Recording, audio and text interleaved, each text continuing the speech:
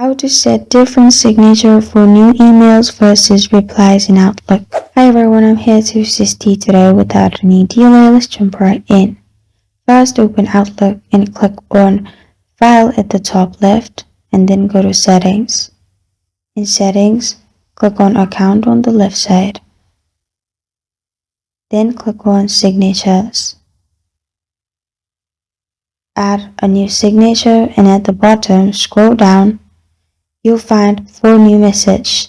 Select if you want this for message.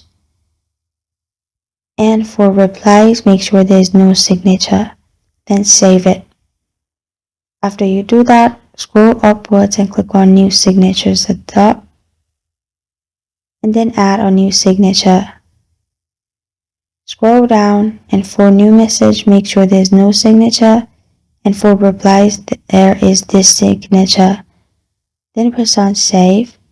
After you do that, you're good to go. This is how to set different signatures for new emails versus replies in Outlook. Thank you for joining me today. If this video helps you out, please leave a like and subscribe for more. Got a question or want to suggest a topic, comment below. Thank you for watching.